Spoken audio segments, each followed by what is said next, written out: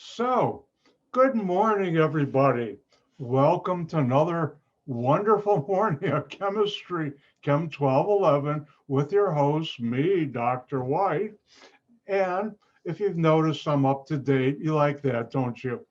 Have you noticed when I do that, my eyes go, but anyways, that must be a reflex. No, my mouth is doing it too.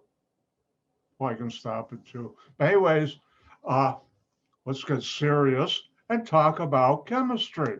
All right, before I get serious about chemistry, let's get serious about the lab.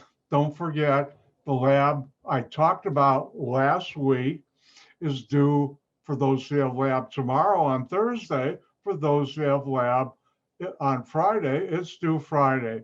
Remember, they're easy points. If you don't hand it in, you lose 10 points. Hold on, let me get my fingers in the screen. So make sure you hand in your lab. And also, as always, there's no such thing as a dumb question in my class, which means if you're having a problem with the labs, come to my office hours and I'll have one tonight starting at 6 on Zoom. So you don't even have to get in your car and go to COD. See how nice I am?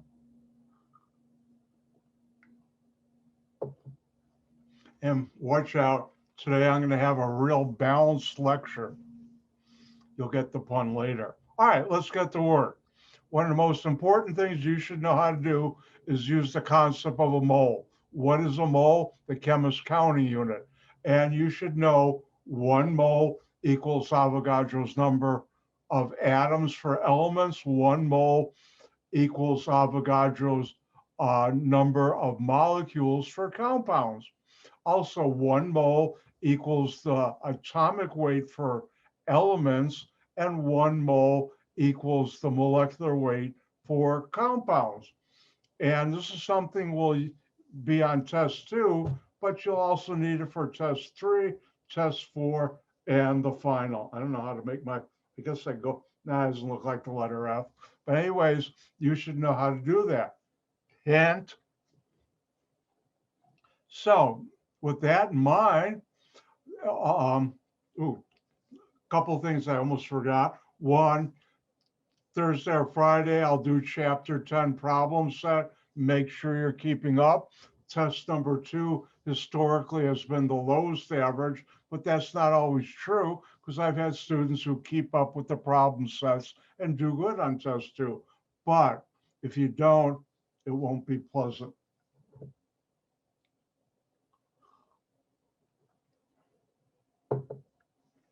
All right, let's get going.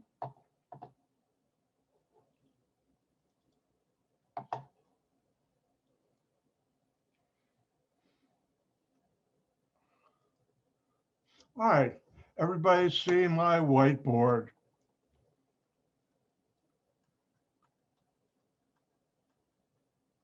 I'll do one more and then I'll let you try because I'll share the fun.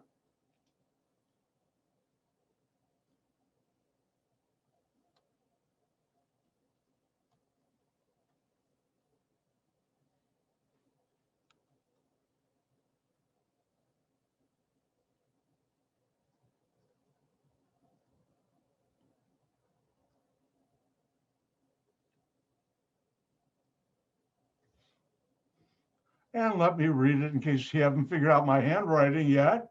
And the question is, how many grams H2O2, and this is called hydrogen peroxide,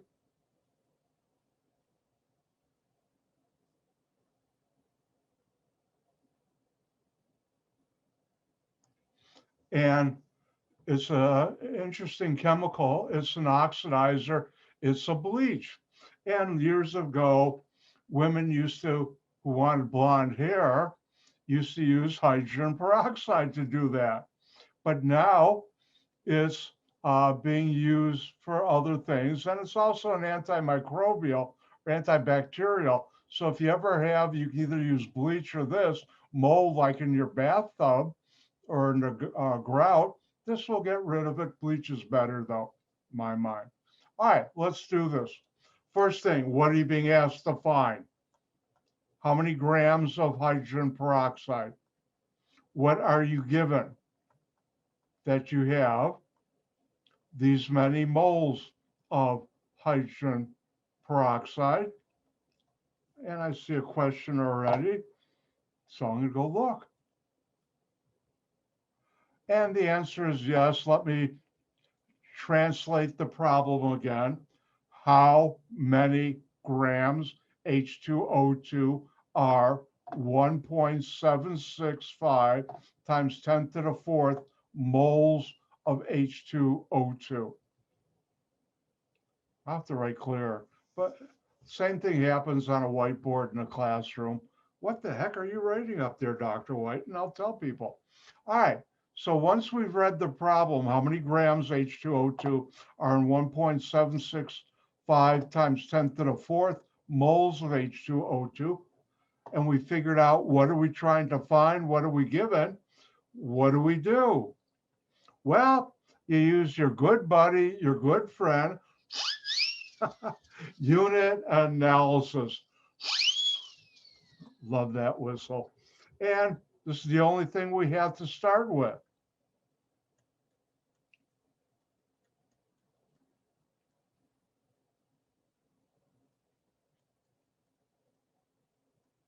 If I had some magic ratio or conversion, what units do I want to get to? Grams of hydrogen peroxide.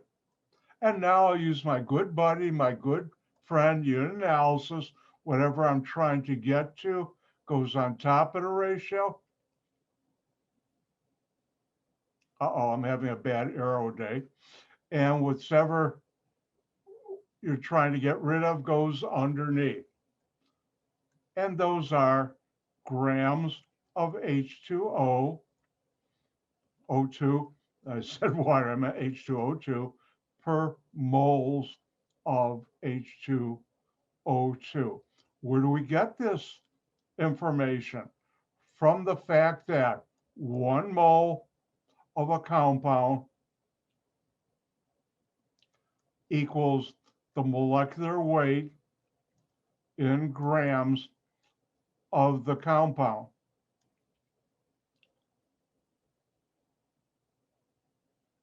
And the molecular weight of the compound equals the sum of all atomic weights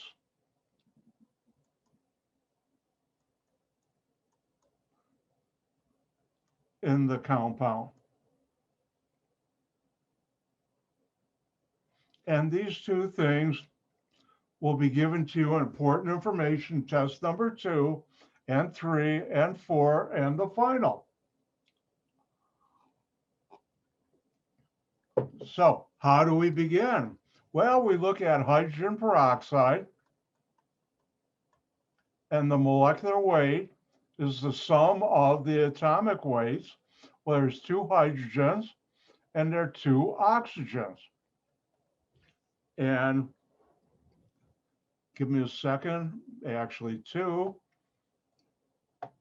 maybe 3 or 4.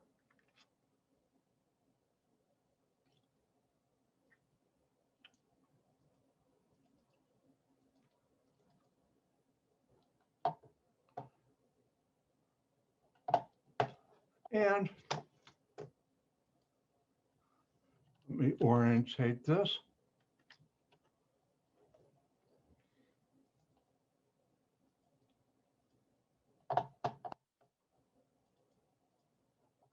And you should all see right now periodic table on your screen. Everybody see that?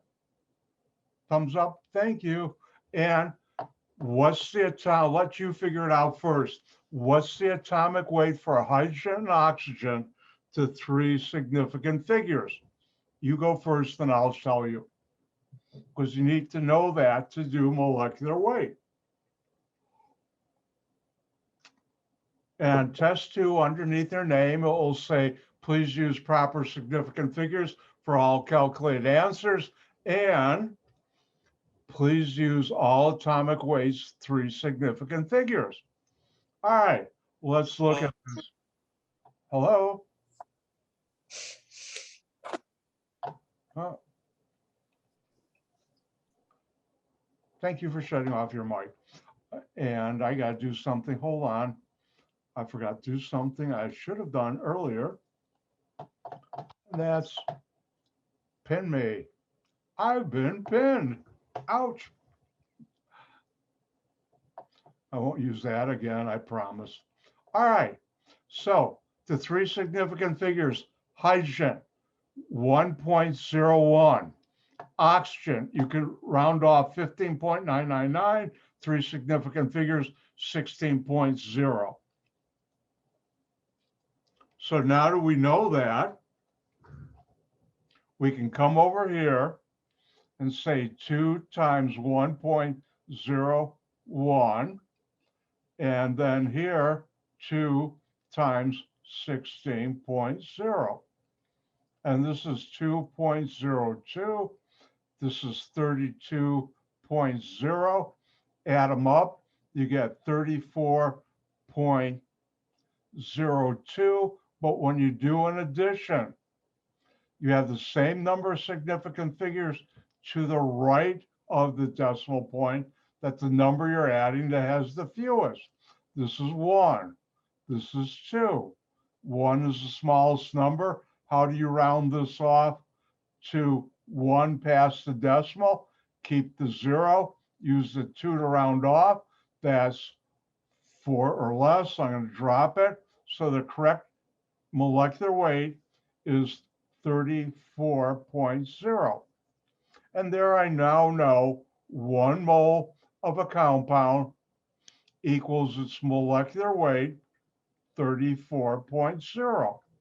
Remember, when you have A equals B, you have 2 ratios, A over B and B over A, which is how I converted 1 mole of hydrogen peroxide equals its molecular weight, 34.0 grams, to put into my ratio here. I am having a bad arrow drawing day. And now, before I pick up my calculator, I'll check my units. Also, I'll move me a little. And now you see moles divided by moles of peroxide cancel out, because anything divided by itself equals the number 1, and therefore I'm left with the right units. So I'm ready to pick up my calculator, but before I do that, let me write this number down because I'll forget it.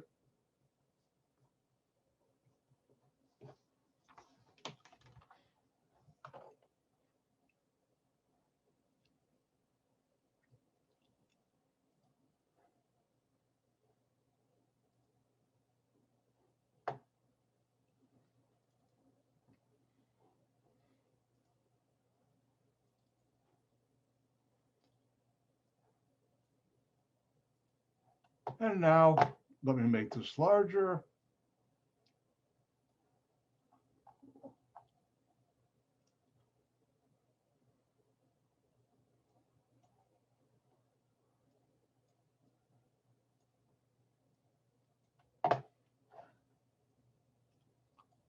Everybody see the spreadsheet?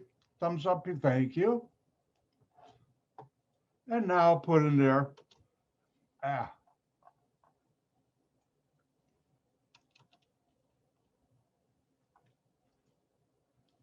hold on 1 second. Why is this being, there we go. 1.765 times 10 to the 4th times 34. Notice 0.0. Notice this is 4 significant. This is 3. My answer should have 3 significant figures. I come back, whoa, that's a big number. And if I round this off to 3 significant figures, that would be 6.00 times 10 to the 5th. Remember, rounding off, keep the 6, keep the 0, keep the 0. Is this 4 or less? Yes, I drop it. So it's 6.00 times 10 to the fifth.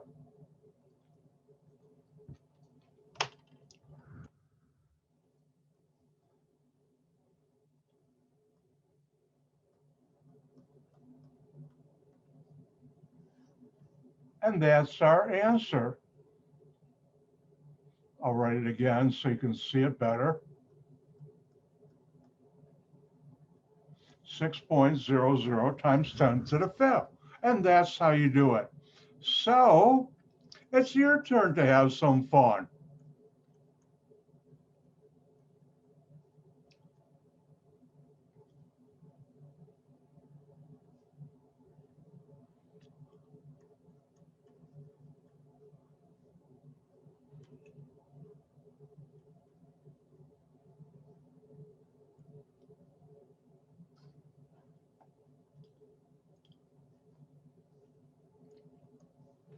And the question is, how many grams of HCl are in 22.6 moles of HCl?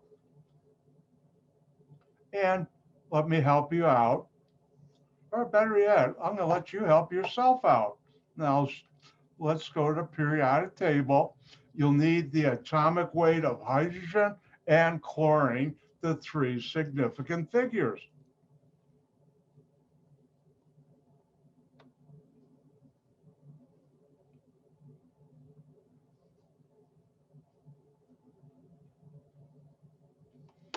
Time's up.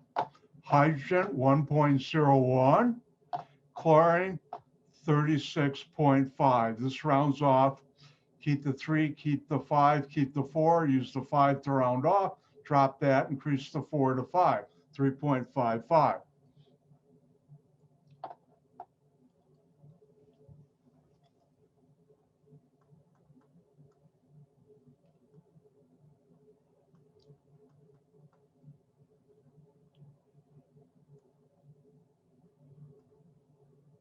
And I'll let you continue.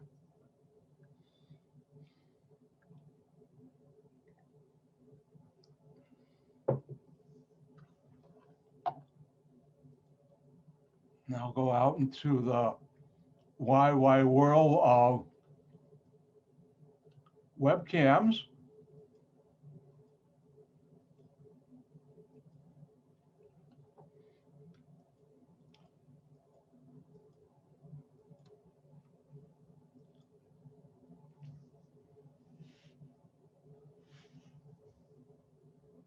Oh, it makes my heart feel so good to see everybody working on their mold problems.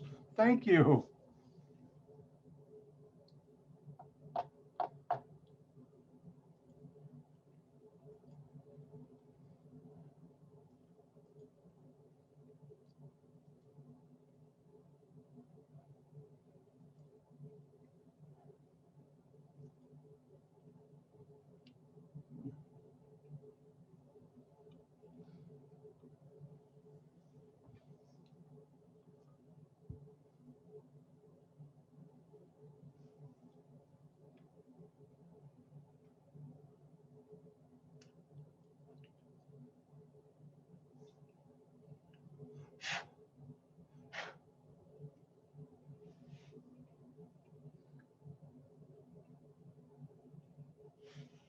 One of these days, I'm going to make a recording of game show music and play it during this You Do the Problem time.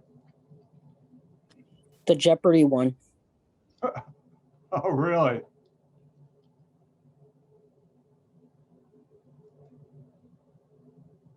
I haven't watched game shows in decades. The Price is Right, Jeopardy. What was there one? Let's Make a Deal or something like that? The Price is Right. I wonder if those are still on. I think the Wheel of Fortune is still on. I have a clicking noise. Which atomic weight is behind the letter G?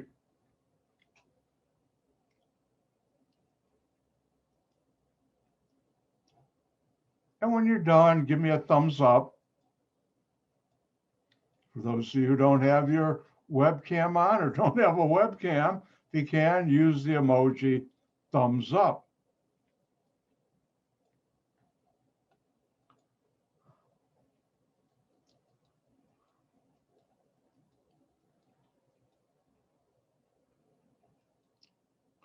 All right, anybody need more time? All right, let's do it. Time's up. Put down your pencils, hand in your computer. Anyways, let's look at this. What are we being asked to find? How many grams of hydrochloric acid, that's HCl, are in 22.6 moles of HCl? And therefore, this is the only number I have. So I'm going to start with that.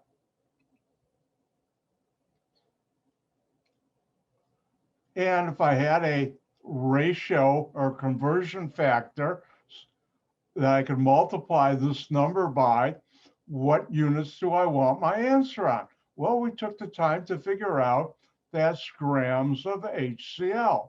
And now it's time to use your good buddy, your good friend, mine has been for decades, unit analysis. Whatever we're trying to get to goes on top of this ratio. Whatever we're trying to get rid of goes underneath. Uh-oh, I'm getting better at drawing arrows. And what do we want on top? Grams of HCl. What do we want underneath? Moles of HCl. Where do we get these numbers? Well, I can scroll up because it's right here. We know that 1 mole of a compound equals the molecular weight in grams of the compound, and the molecular weight of the compound is the sum of all atomic weights in the compound. Well, Dr. White was nice enough to help you out here, or actually you did it first. Hydrogen, there's one hydrogen, there's one chlorine, it's 1.01, it's 35.0. Add them up because there's only one of them. I don't have to do any multiplication. And I get 36.0. Wait, I made a mistake. This should be 0.5, 36.51. Let me clean that up.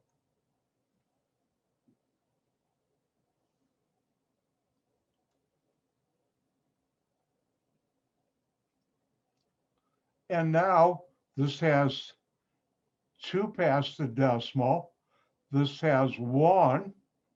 When you're doing an addition, you get the same number significant figures to the right of the decimal as the number that has the fewest.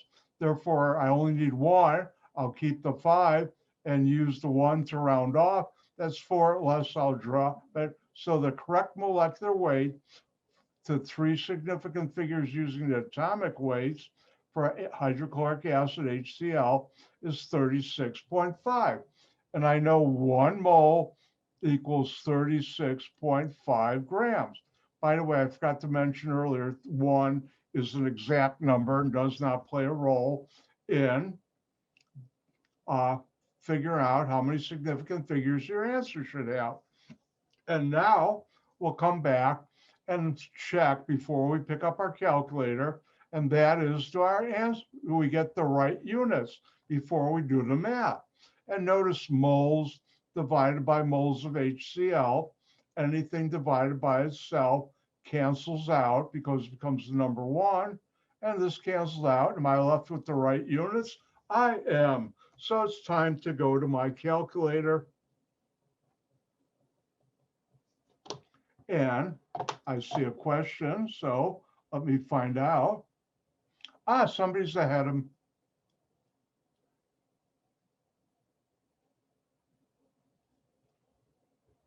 Gabriella, let's check and make sure.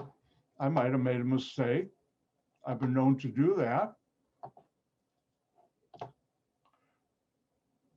Notice chlorine is 35.15, hydrogen 1.01. And I think where you might be confused is I didn't write it clearly.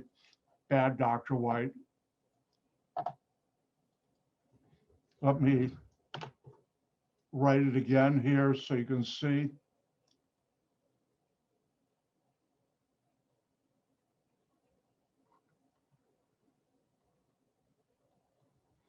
And now you see it's 36.5. I was off a little here. Oops, sorry.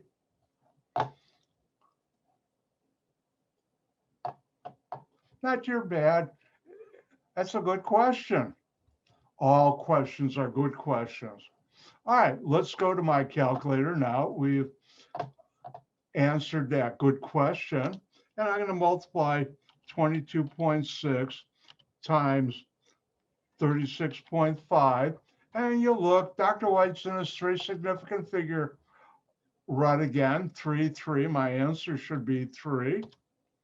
And I get this number. And how do you round it off to three significant figures? I'll give you 3 seconds.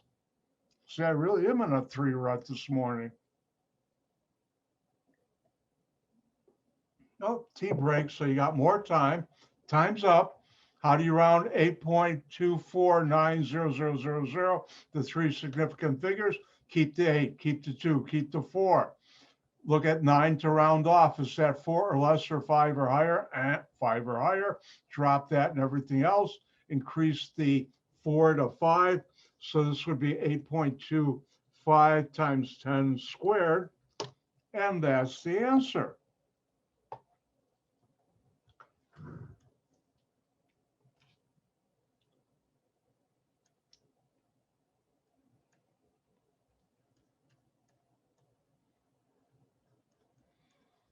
And that's our answer. Oh, let's do another one. These are fun.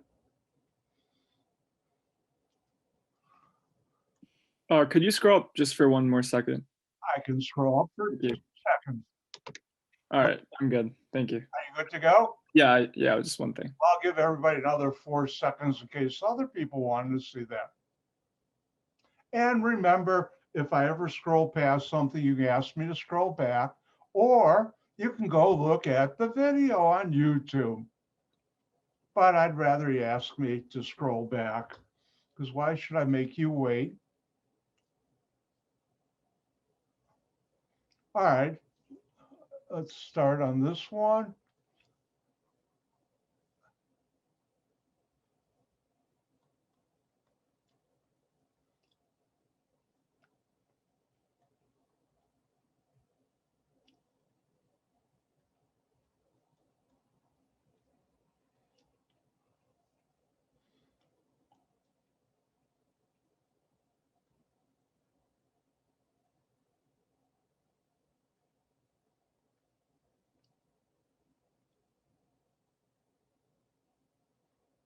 All right, let me decode this.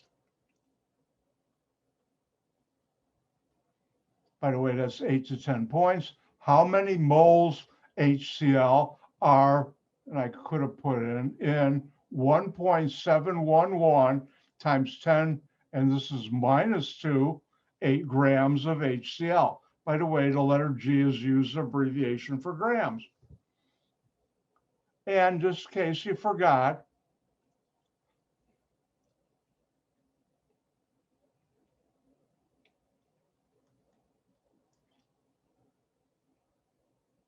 the atomic weights of hydrogen and chlorine, the three significant figures, are still the numbers I wrote. And have some more fun.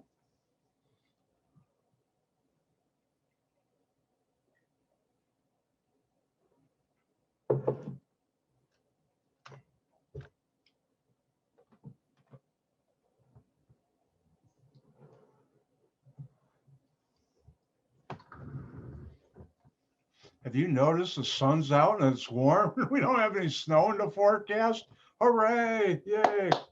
In fact, Dr. White was looking at this morning, and I'll probably today or tomorrow, put in my order to get some seeds to plant to grow some herbs. I like growing herbs. My favorite is basil to grow. I also do sometimes oregano, and I'll also do dill at times. I may look this year, do some mint. Getting all excited already. Dr. White, the chemist slash farmer. No, I don't have any chickens, cows, or pigs.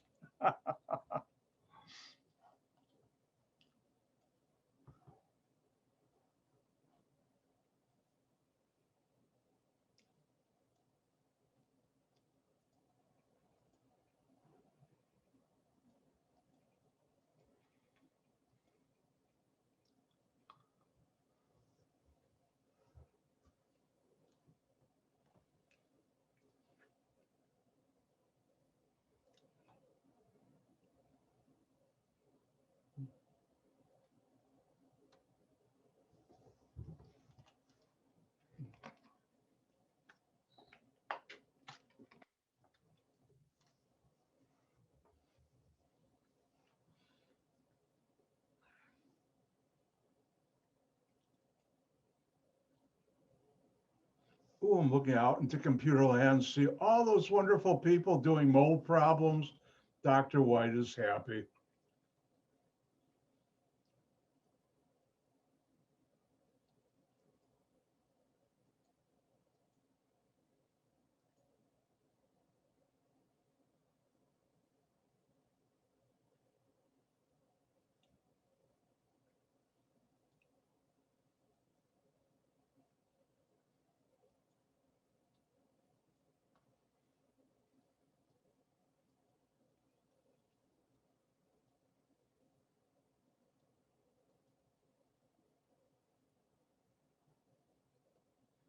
Hopefully you're all using my good buddy and your good buddy unit analysis.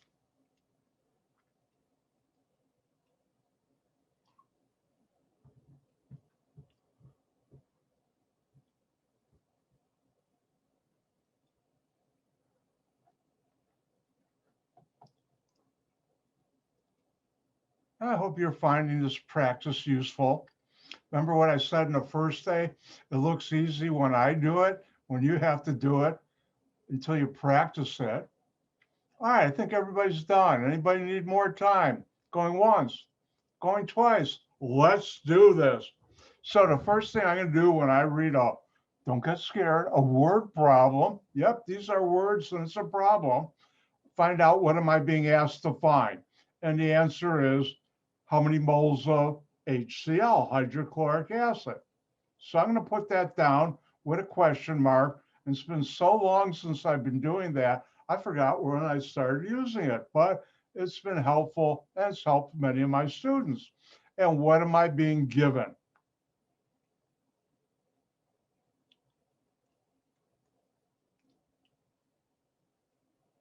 I have 1.11 times 10 to the minus 2 grams of HCl. Therefore, the only number I have to start with is this number.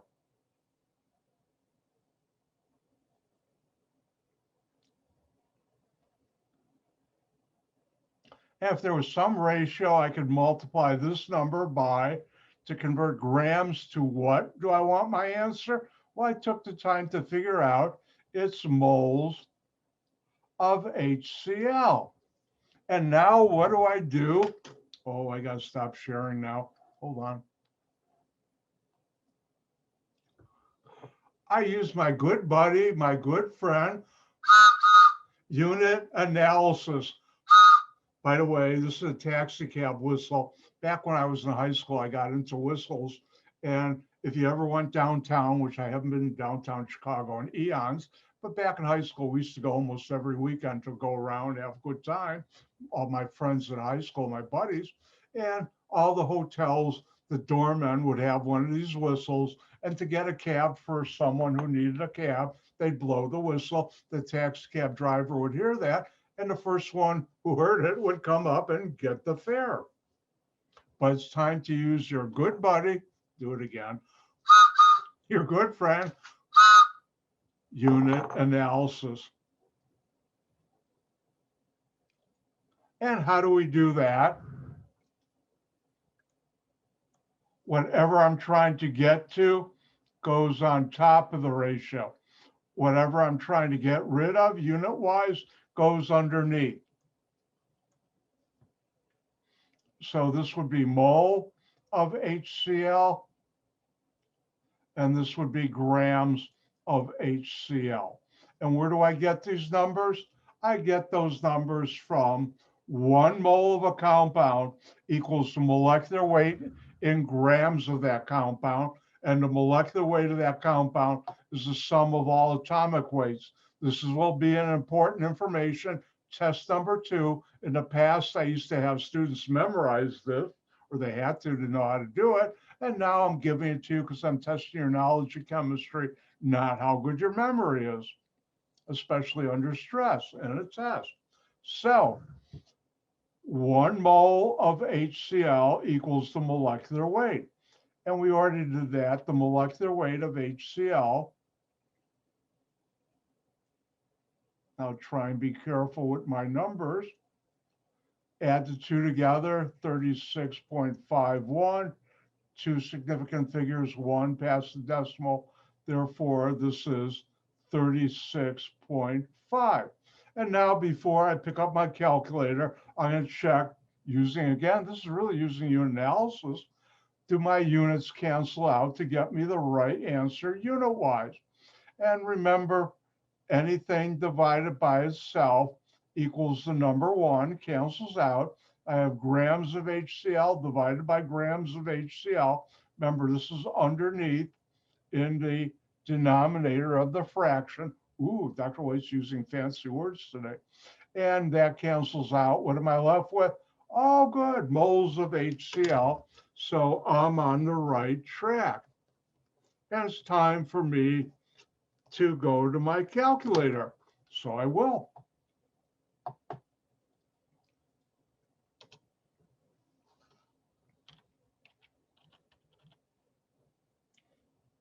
Now for 10 to the minus 2, don't forget, use the white minus button on your calculator, not the minus button you use for minus operation. And then this is divided by 36.5. And notice this is 4 significant, 3 significant figures. Therefore, my answer should be 3 significant figures. My calculator gives me this number. Whoa! How do you round that off to 3 significant figures? I'll let you figure that out first. I'll give you 5 whole seconds.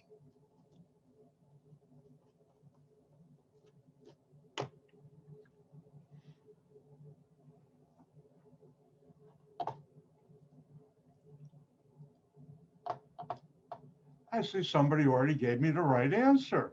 All right, let's do this. How do we round this off to 3 significant figures? Keep the 4, keep the 6, keep the 8. That's my 3.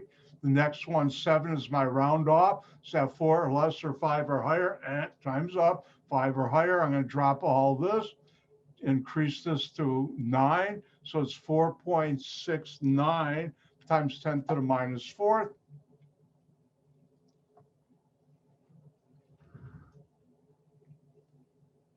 I'll write it here.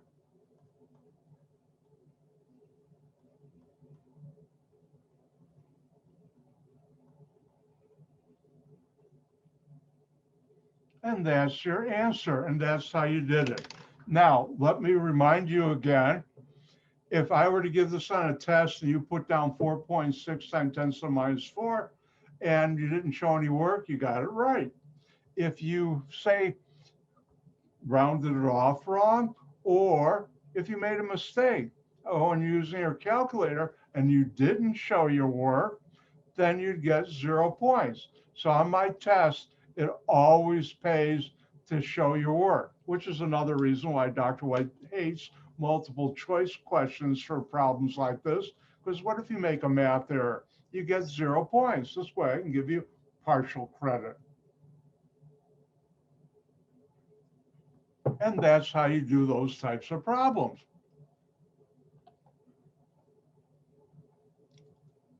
Now, if you look at the list here, thumbs up, people. Can you all see the list on there? Thank you. All right. We've done the first one. We've done the second one. We've done the third one. We've done the fourth one. Now, this one I put down just because it's something to consider, but I'll never put on a test going from grams to particles. And that's going first from grams to moles and moles to particles. Guess what? In my whole chemical career, I've never had to do that except on a test freshman year college. Guess what? I'm never going to put this on a test. So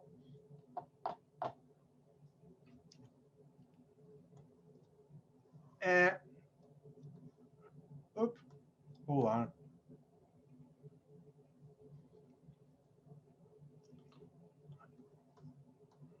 Cross it off.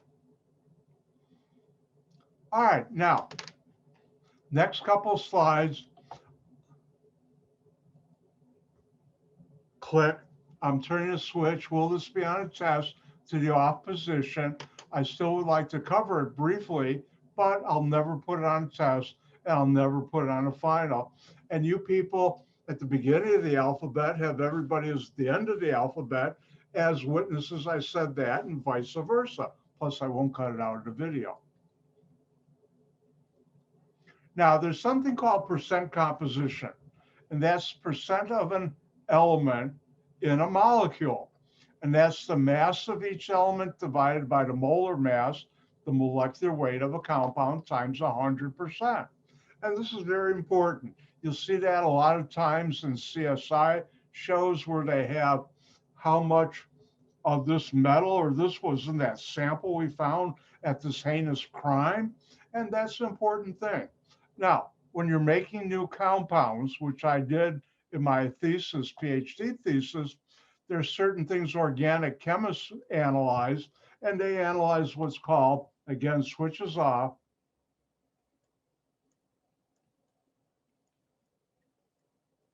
percent CH and N, carbon, hydrogen, nitrogen, and molecule. This turns out to be very important. And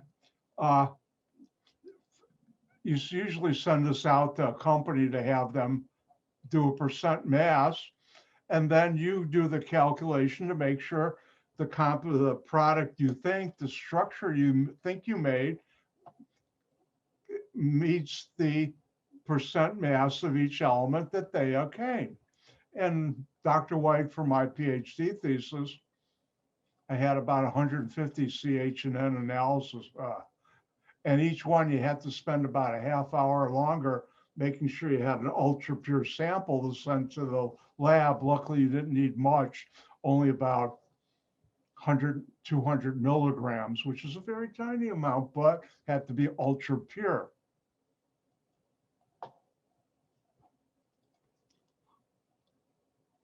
All right, switch is still off. There's something called the empirical formula.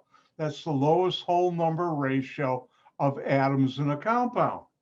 How come with water, which we normally call H2O, isn't H4O2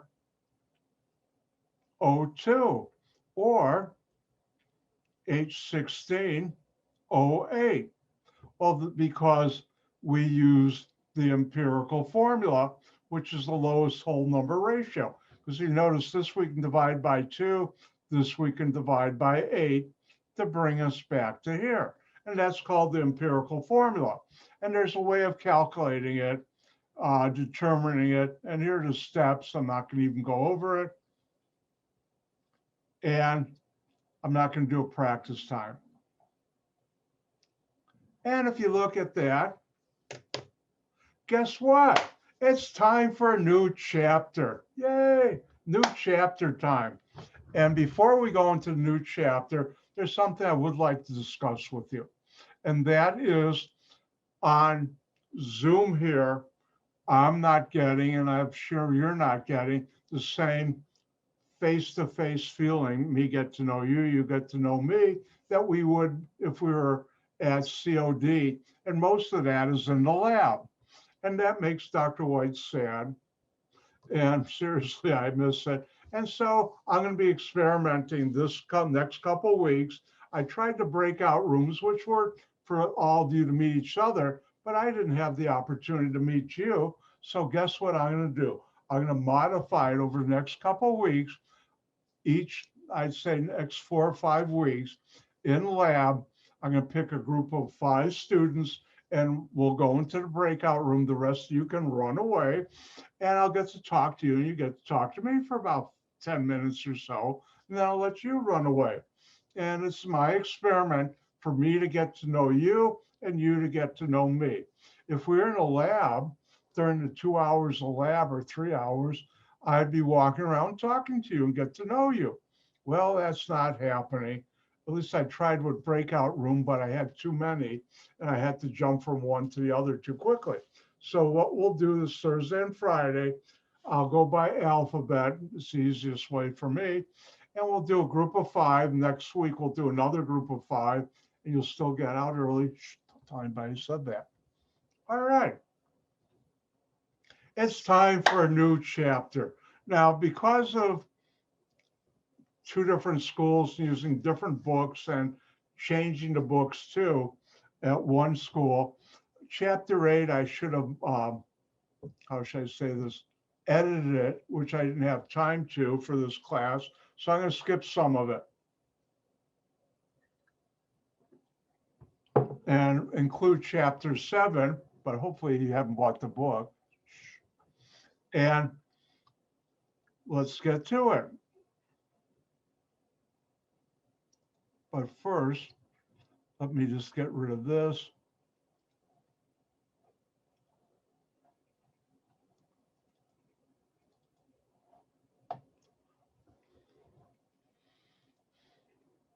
All right, everybody see writing and balancing chemical equations? I have skipped to page 19 of the chapter 8 and chapter 7 lecture slides because I've already covered all the stuff before elsewhere in the previous chapter 6, and that's my bad, Dr. White. All right. Now, let's talk about the chemical equation. I'll never ask you a definition, but a chemical equation is a statement that uses symbols, chemical symbols, and formulas instead of words to describe changes that occur in a chemical reaction. And you all learned about chemical reaction in our lab when you make something new. And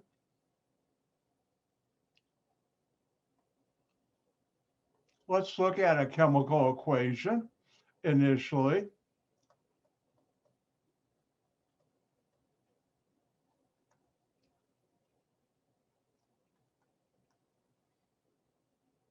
Now, this is a chemical equation.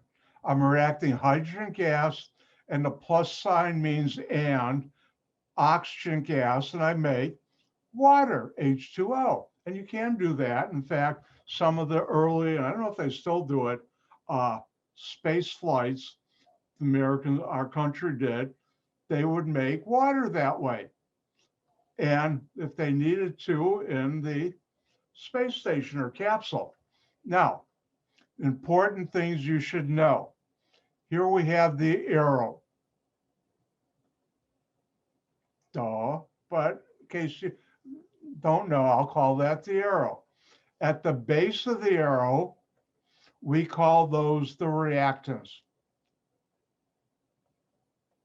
And you should know this. Switches on 150%. And if there's more than one reactants, if there's one, it's just a reactant.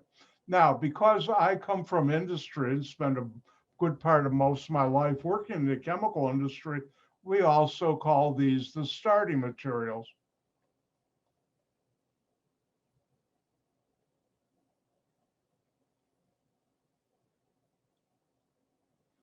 And if there's only one material, if there's two starting materials. And more likely than not, if I'm talking about a reaction in our class, I'll use this, but I'll try and remember to use reactants, which academic chemists use, but industrial chemists use starting materials. Now, at the head of the arrow are always the product or products. And both academic and industrial chemists use the same term. You should know at the base of the arrow are the reactants or starting materials. At the head of the arrow are the product or products. And that's something you should be able to identify in a chemical equation of a chemical reaction.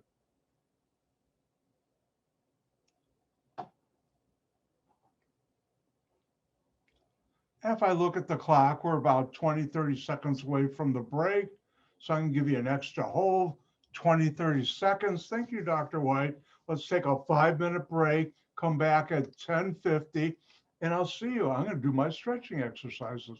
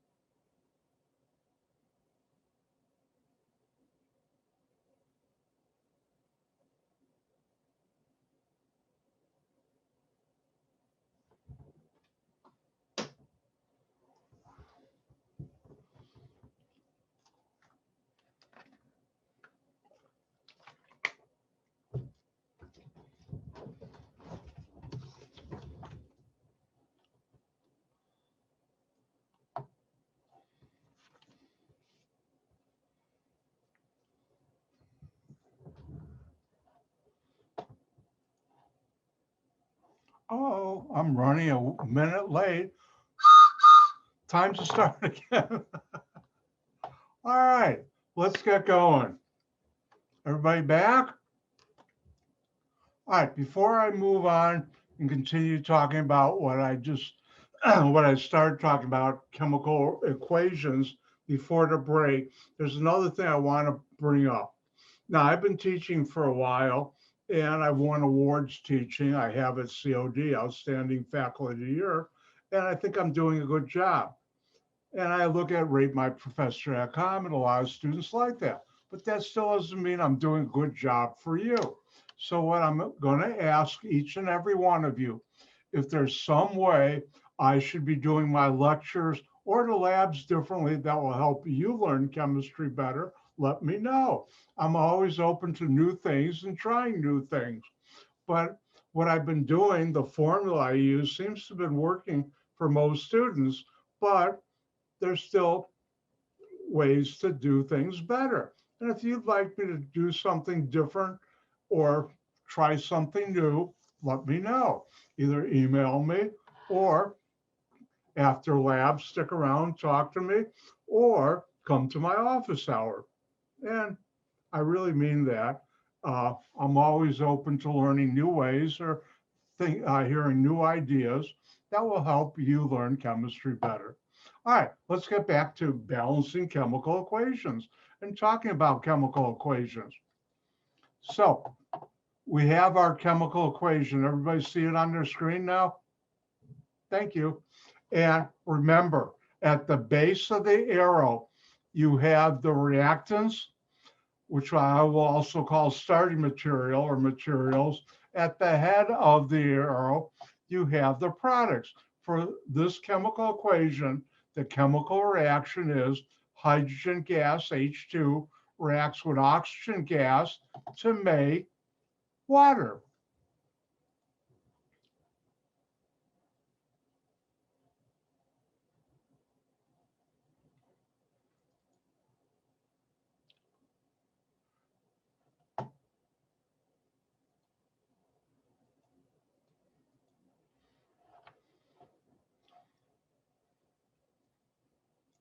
Now, the following you do not have to write down. I've already mentioned it, but I want to go through it.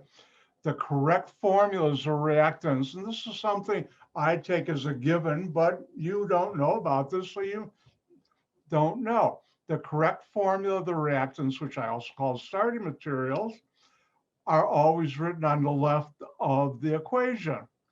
The correct formula, and this is important, you don't put down hydrogen gas H5, it's H2, or water as a product H5O7, no, it's H2O. And the correct formula of the products, what you're making, are always written on the right side of the arrow equation. Reactants and products are separated by the arrow, always pointing toward the products. And the plus signs are used to separate different reactants and products, just like right here.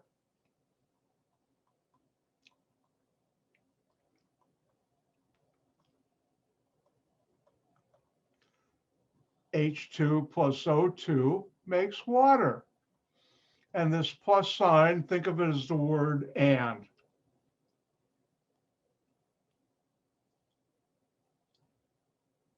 Now, for a chemical equation, it must be consistent with the experimental facts. And at one point, more than one chemist went into lab, reacted hydrogen, oxygen, and found, oh, look, I make water.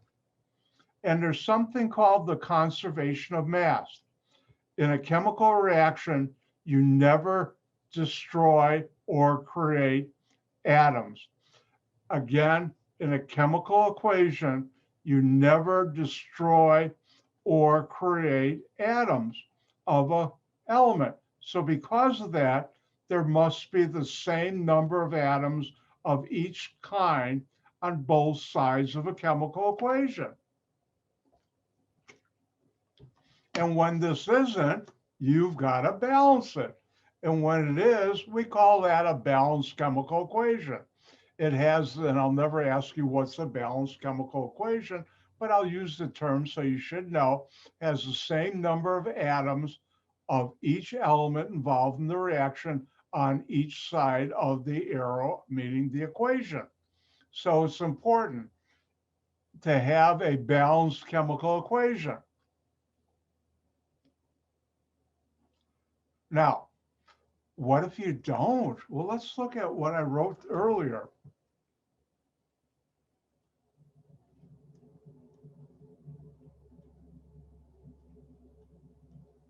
Now, on this side, we have two hydrogens. Remember, we're looking at the total atoms. One hydrogen times two is two. We have in water two hydrogens. Over here, we have two oxygens. Uh-oh, over here, we only have one oxygen. So this is not balanced.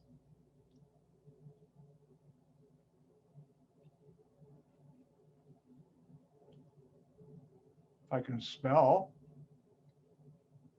And that's not balanced. And that's a big uh-oh. So what we have to do is balance this equation. Well, how do you do it? Well, balancing equation, an unbalanced equation is brought into balance, missing a word there,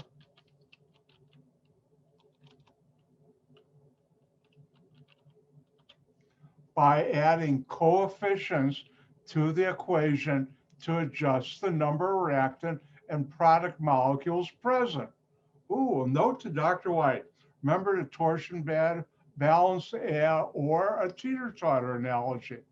All right, let's look at what this really means. And this is one very important skill I'll be teaching you. How do you balance an equation? This is unbalanced. How do we know that? Two oxygens here, one there. You cannot change the formula of a molecule. I can't just put a two there because that would be a different molecule. The only thing you can do is the coefficients. What's the coefficient?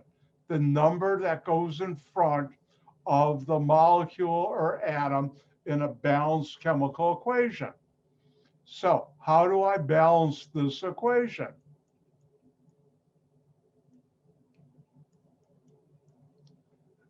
Well, if I have two oxygens on this side, how do I get two oxygens there? I'll put a two there. And this is called the coefficient.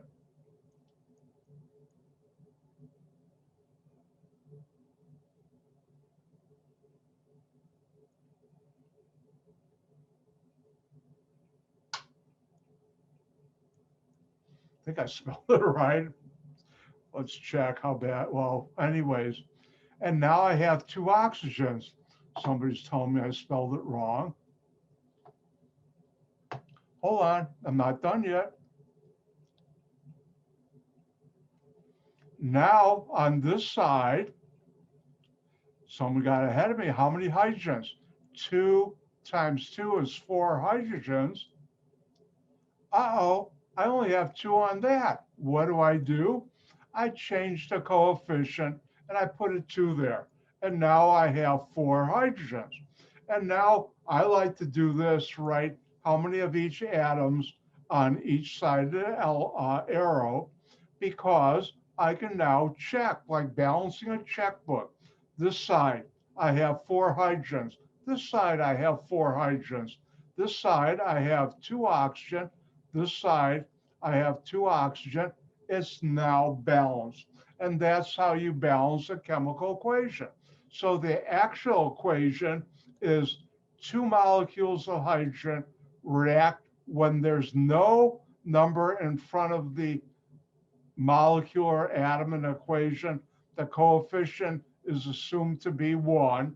1 molecule of oxygen to make 2 molecules of hydrogen. And it's balanced. How do I know that? Because I have the same number of each type of atom on each side of my arrow.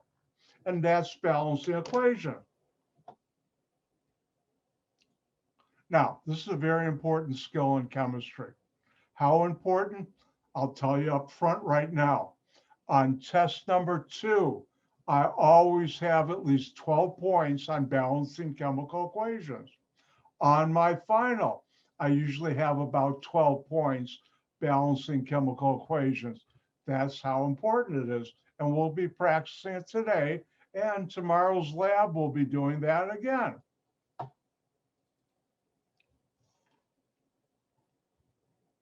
All right, let's look at another chemical equation. And that would be this one.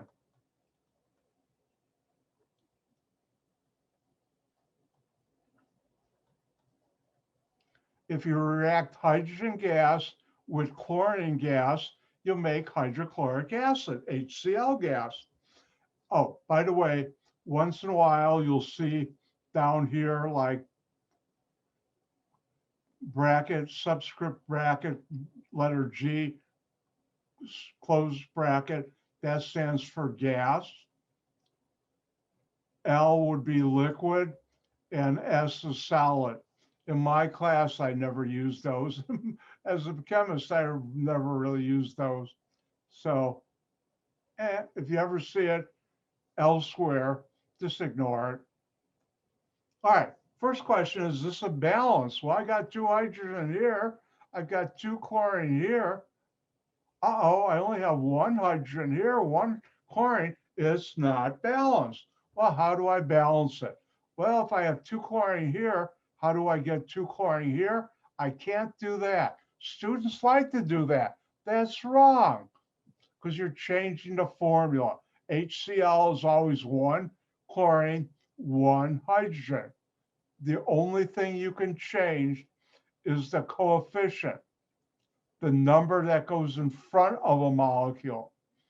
And therefore, if I want 2 chlorine on this side, I'll do this. And by doing that, I also have 2 hydrogen. So now, if I look at this on this side, and I like to do this, I check. I have 2 hydrogens. On this side, I have 2 hydrogens. On this side, I have 2 chlorine. On this side, I have 2 chlorine. So that means it's balanced. Yay, it's balanced. And Dr. White's a happy camper. And now it's time for you to try one.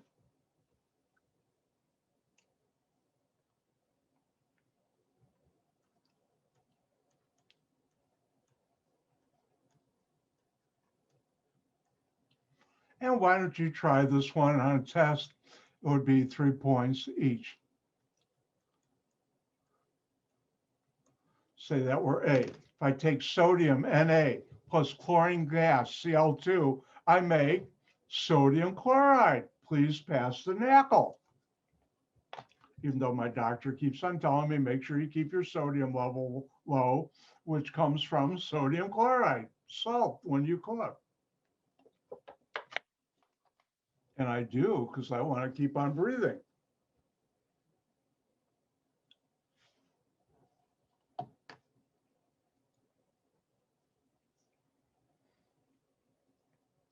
And when you're done, give me a thumbs up. When you're not done, give me a thumbs down. Oh, I see someone there who's just showing off her or his thumb. Thank you. Your camera is aimed at the ceiling, which is acceptable. All right, I think everybody's done. Let's do it. First of all, is this balanced? Well, I've got 1 sodium here. I got 2 chlorine here. Uh-oh, I only have 1 chlorine. How do I get 2? I can't do that. Students like to do that. It's always wrong. But I can change the coefficient to number in front of a molecule or atom in a chemical formula or equation. Not a formula, equation. So now I have 2 chlorine, but 2 times 1, I also have 2 sodium. Uh-oh, I only have 1 sodium here. How do I get my 2 sodium? I put a 2 in front. Now I have 2 sodium.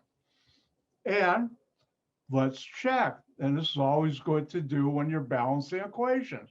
I have 2 sodium on this side, 2 sodium on this side. I have 2 chlorine on this side, and we're talking about atoms, and I have 2 there. We're balanced, yay. And that's how you balance the equation. Now, I've been balancing equation a few more months than you have, a few more months. But anyways, next couple things, I can give you some tips on how to easily balance chemical equations that's worked real good for me and worked good for many of my students, like all of them who followed it. So let's go down and look at how you use those tips. Let's look at another equation. Sorry, Dr. White, can I just see that the last one we just did? I think I missed. Got it? In fact, before I move ahead, let's do another simple one. These are the simple ones.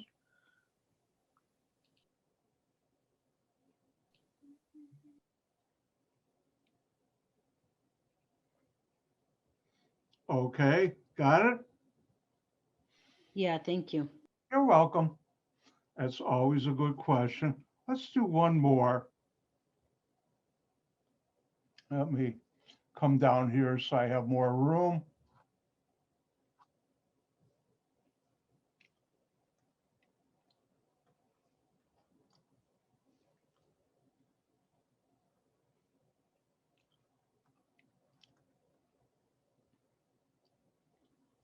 If you react magnesium with nitrogen, you get magnesium nitride, I think it's called. Hold on. I made a mistake. Don't look.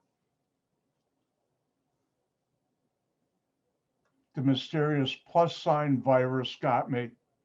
And why don't you try balancing that? Have fun.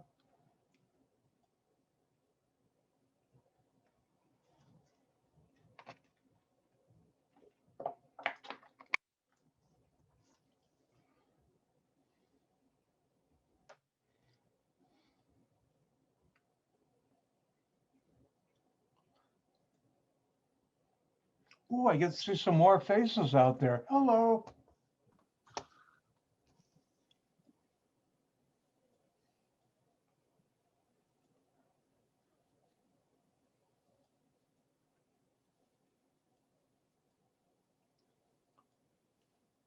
Hi, everybody done?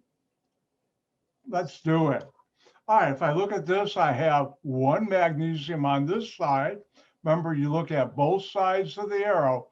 These are our reactants. And here we have this one, our product. And sometimes I'll call this the starting materials. We have 1 magnesium. Uh-oh, we have 3 magnesium here. How do I get 3 on this side? I go like that. And now I have 3 magnesium. Remember, you can change the coefficient. Coefficient is the number in front, but you can't change the formula of the actual molecule, or in this case, element.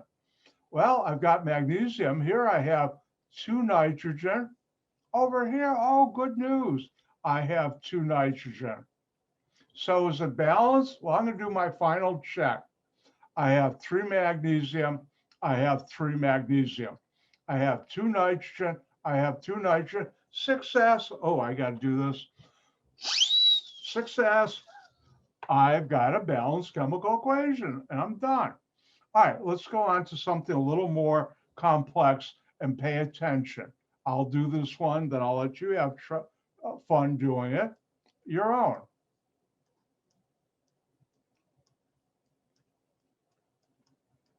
Now, right here, this is called propane.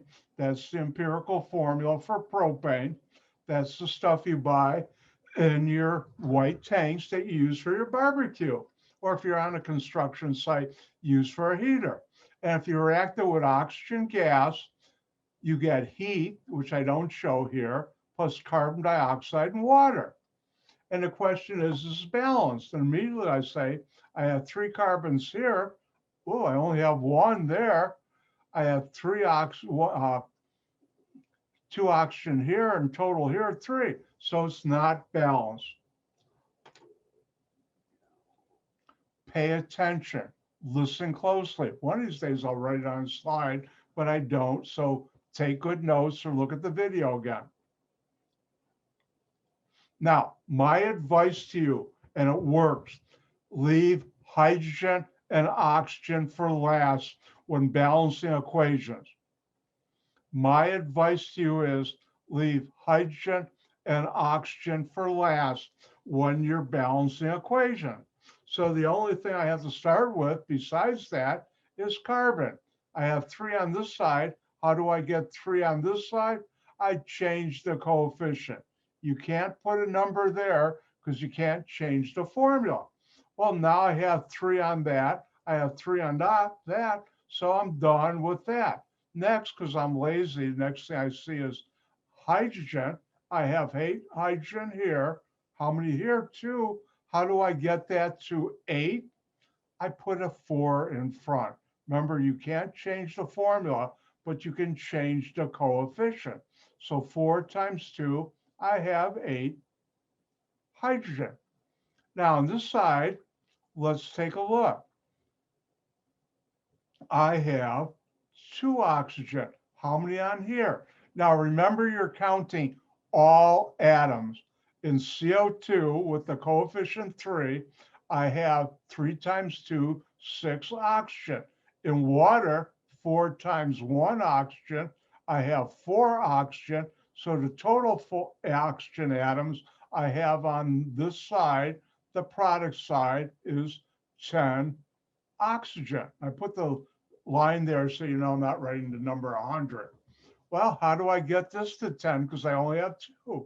Well, I changed the coefficient and I put in 5. 5 times 2 is 10 oxygen atoms. And now I'm going to see, am I done? Well, I have 3 carbons. I have 3 carbons. That looks good. I have 8 hydrogens. I have 4 times 2, 8 hydrogens.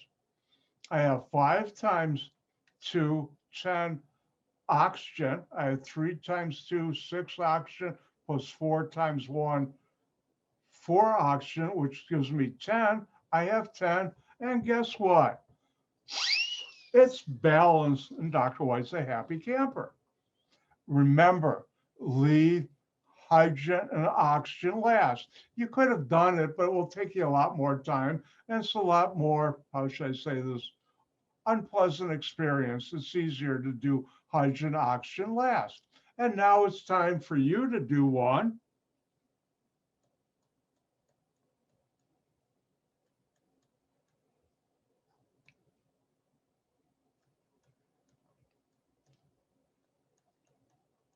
Have fun. This is called pentane. It's one of the components in gasoline, oxygen, and this goes on in your car engine. Octane is the most highly present molecule in gasoline.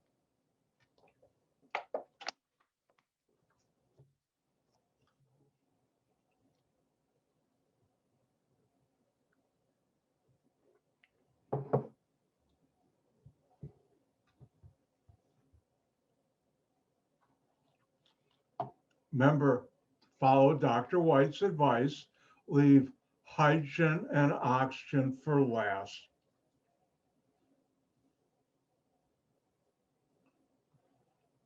Now, for those of you who don't believe this, later on your own, try and balance this, not say using hydrogen and oxygen first, and you'll see it's a lot more difficult.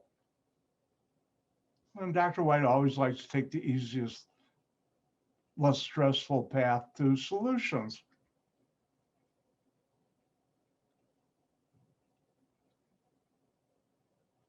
And that advice also works for complex problems like I've had to solve in chemical plants.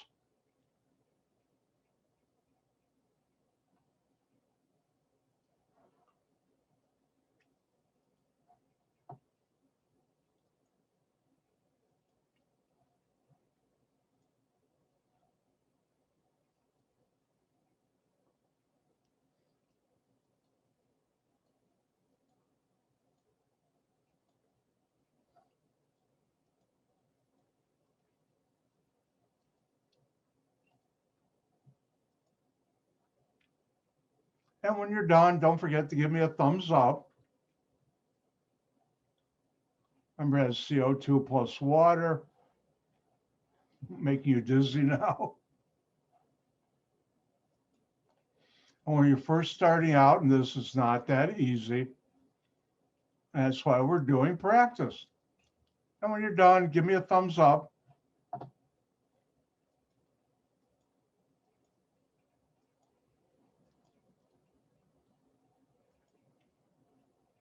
All right, looks like everybody's done. So let's get to work. How do you balance this? First of all, is this balanced? But before I do that, special thing I should tell you about Dr. White. That is, when I was a student in chemistry, and thank you, but when I was a student in chemistry in college, even high school, teacher would put on a test, balance an equation, and then the answer would be, it's already balanced. You don't have to do anything. And I didn't like that, because if you ask me to balance an equation, then guess what? I should be balancing an equation. So listen carefully. On my test, on the final exam, I will never put a reaction that's already balanced and ask you to balance that. That's not right. Now in the lab, I might do that just to trick you here or there, but on a test or final, no. So on a test or final, remember, the answer, it's already balanced, will never, ever, ever be true. I'll say that again, slow motion. On my tests or final, when I ask you to balance an equation, the answer, it's already balanced, will never, ever, ever, ever be true. And let's see, do I have a question? All right, let's do it. Now, what's my advice? Leave hydrogen and oxygen last. So the only thing I have to work with is carbon. There are 5 carbons here. Uh-oh, there's only 1. How do I get 5 carbons here? I put the number 5. That wasn't that hard. But then I've been doing this a few more months than you. Being lazy, I'm going to do hydrogen next. I could have done oxygen, but I'll do hydrogen. And I have 12 hydrogens. Now, once you assign something like this, you don't want to change this unless you have to. Once in a while you do, but it's rare. You follow my advice. So I have 12 hydrogens here. Uh-oh, I only have 2. How do I get that to 12 hydrogens? Well, 2 into 12 divided is 6. 6 times 2 is 12 hydrogens. Well, all I have left now is oxygen. Here I have 2. How many atoms total do I have? Well, I have 5 times 2, which is 10 oxygen. I have 6 times 1, which is 6 oxygen. I add them together. Hopefully I did this right. Correct me if I didn't. I have 16 oxygen here. I only have 2 here. How do I get that to 16? Divide 2 into 16, and I get 8. Hold on, let me give myself some more room here.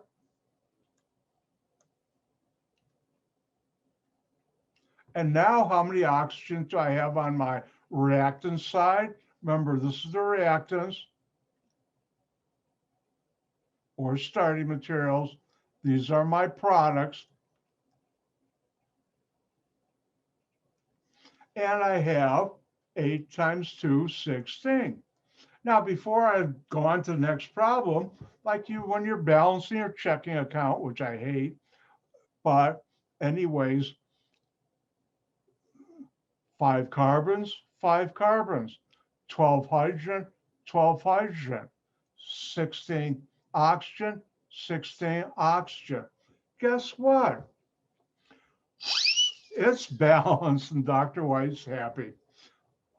And that's how you do it. Remember my advice, leave hydrogen, oxygen for last. Now, pay attention. There's another type of balanced chemical equation advice that deals with even, odd type situations. And what's an even odd situation? Let's look at this following reaction.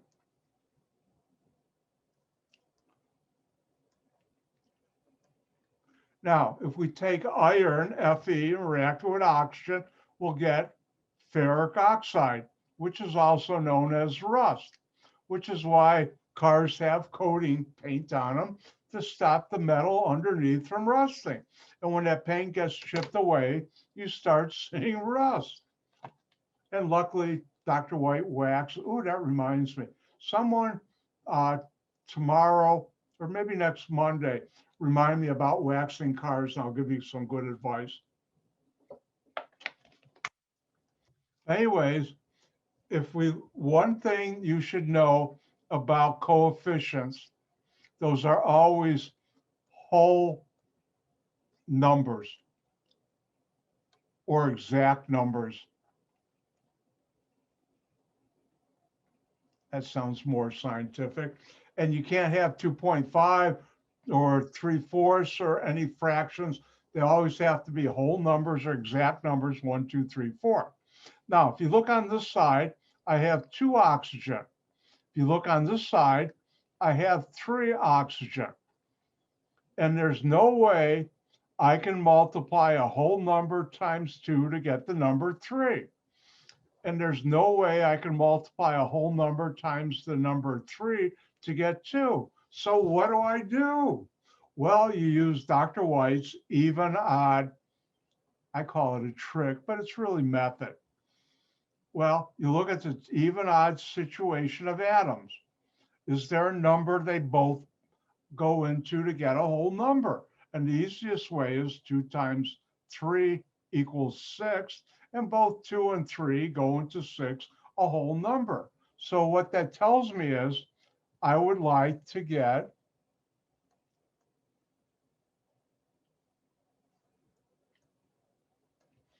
on both sides 6 oxygen. Well, how do I do it on this side? I put the coefficient 3. How do I do it on this side? I put the coefficient 2. And now 3 times 2, 6 oxygen, 2 times 3, 6 oxygen. But now on this side, I have 4 iron. How do I get 4 iron here? Simple. Now I have 4 iron. And I'll do my check again. 4 iron, 4 iron, 6 oxygen, 6 oxygen. This is now balanced. But this is tricky, and you have to use Dr. White's solve that trick, even odd method, and it always works. And that's how you do it. Let's go through this again.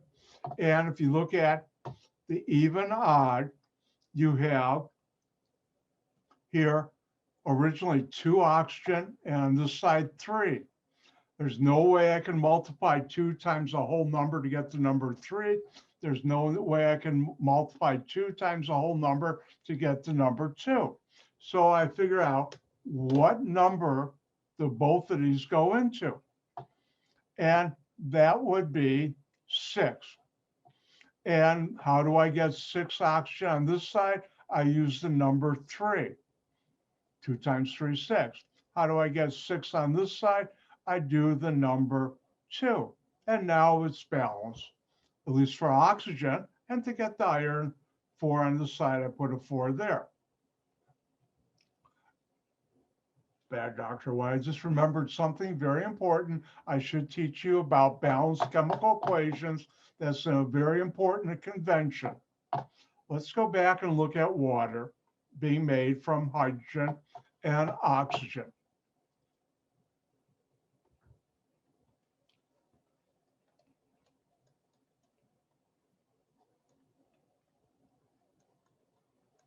And we balance it to get 2 oxygen here. I have to put a 2 there. I have 2 oxygen here. I now have 4 hydrogen, put a 2 there. I have 4 hydrogen and 4 hydrogen, 4 hydrogen, 2 oxygen, 2 oxygen.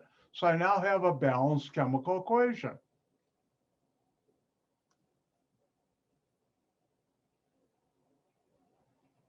By the way, E cubed dot is equation shorthand.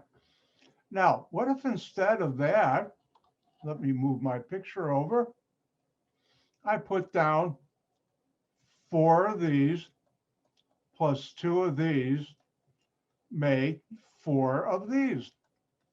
And if we look at 4 times 2 is 8 hydrogen, 2 times 2 is 4 oxygen, 4 times 2 is 8 hydrogen, 4 times 1 is 4 oxygen. So theoretically, this is balanced, but it's not. Convention is if you look at all the coefficients, and if you can divide each one by a number and get exact numbers, then you should always use the lowest ratio or lowest coefficient ratios. I don't know, there's another word I'm drawing a blank on for your equation. If you put this down on a test instead of this, I will mark this wrong. Because if I divide each one of these by 2, will take me to the lowest denominator of those chemicals. So make sure always you check, can you divide each of your coefficients by a whole number, in this case 2. Another example would be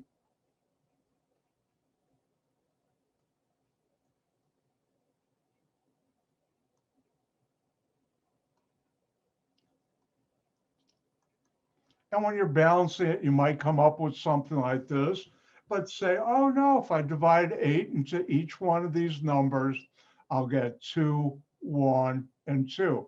Remember, when there's no number in front of a molecule or atom, the coefficient is 1. So there is a number there, we just don't write it. And that's the important thing I wanted to mention to you. Now, let's go back and review my even odd. Remember, this side was even, this was odd. You find a number they both go into, and you use that number to get 6 on this side, 6 on this side, and then you complete it. And now,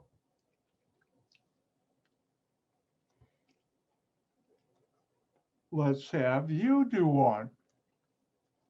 If you take phosphorus, react it with oxygen, you'll make phosphorus pentaoxide. And your turn, have fun. Balance that equation. Hint, this is an even odd.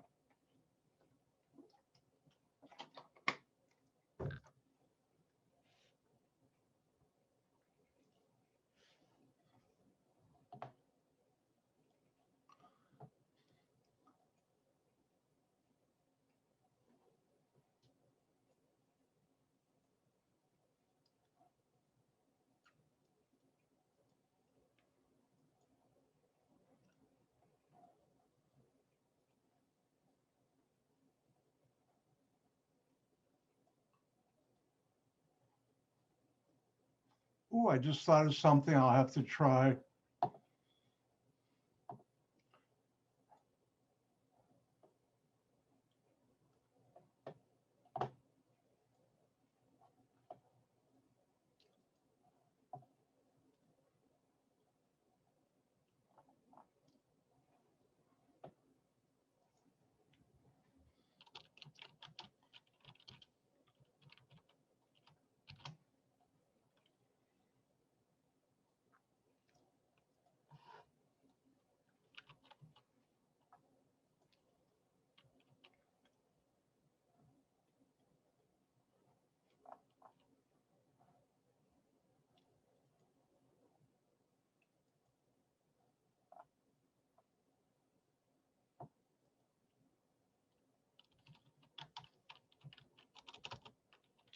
Hang in there, I'm trying something new.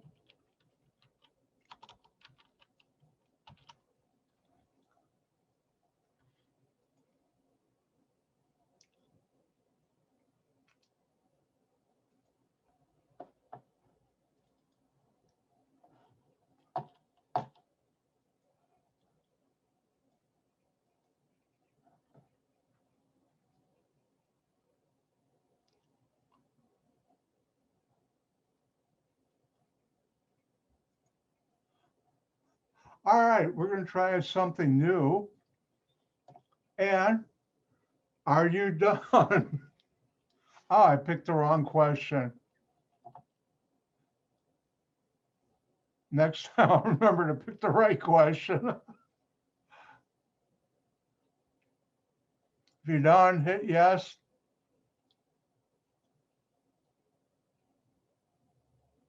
I wonder if you can go back and change your answer. Someone tell me after class if you can't. See everybody. All right. I think most of you are done.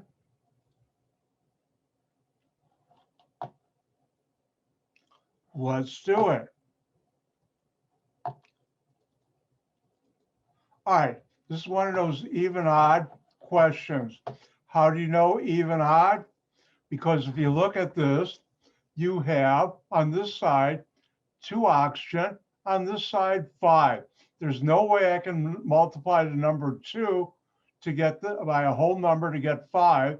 There's no way I can multiply the number 5 to get 2. So what do? We look, and first of all, does somebody have a question? Or I see somebody answered it. Let's do it. All right, even odd. 2 times 5 equals 10. 10 is the number. Both of these I can multiply by whole numbers to get to the number 10.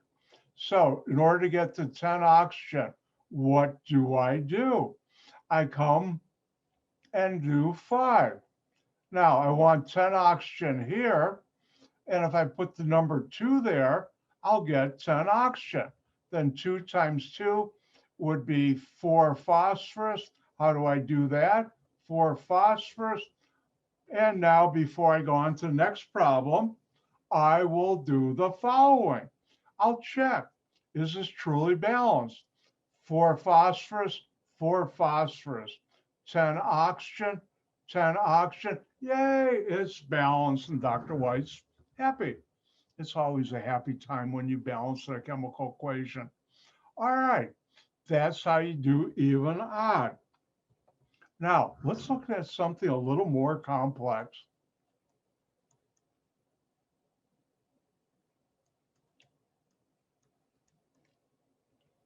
And let me finish writing this before I answer.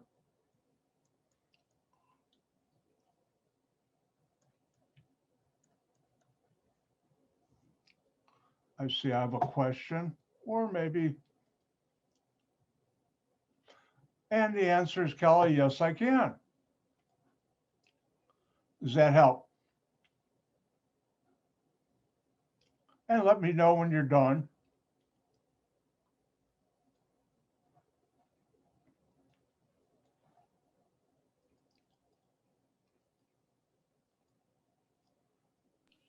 Hey, Dr. White, can you read that? It's a AL or AE plus H2SO4? Oh, okay. Or is it 5? All right. Let's go down to this one. This one I'll do. This is aluminum plus H2SO4 gives Al2. That's the number 2. Hold on.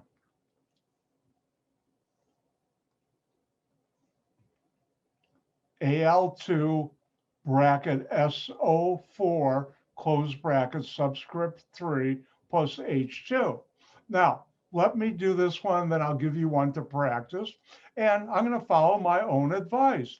I have 2 aluminum here.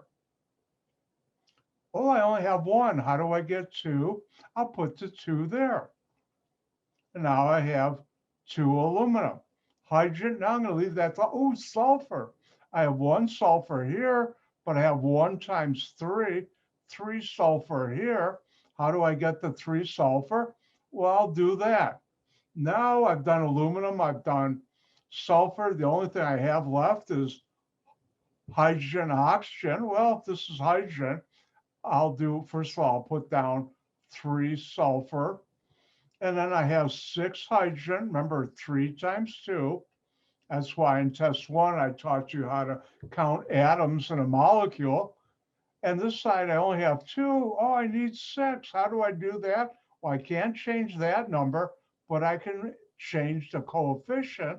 3 times 2, I have 6 hydrogen. Ooh, looking good.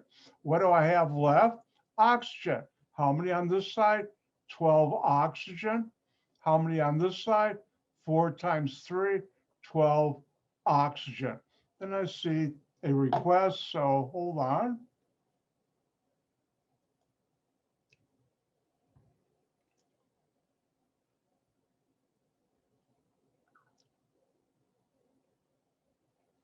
Ah, okay. I see someone just had a great suggestion, so I'll do that.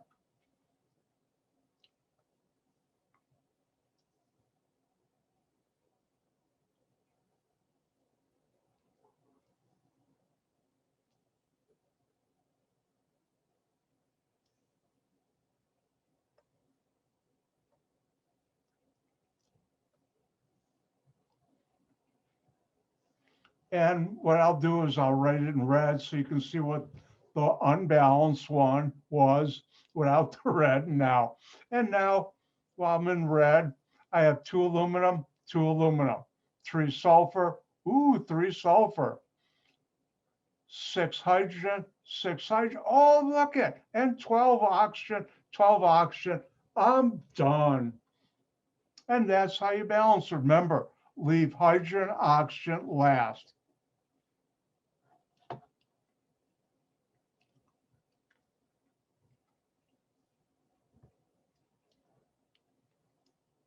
You know something, we're just all about time, out of time. We'll start on, let me go over a minute or two. Hang in there. I'm going to do something quite unusual for Dr. White. I'm going to go maybe a minute later, but I'd like you to try this one.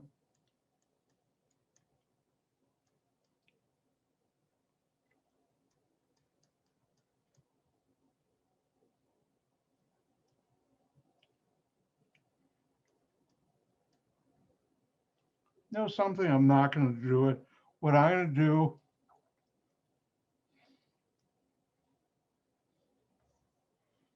because I'm rushing and it's not right to rush.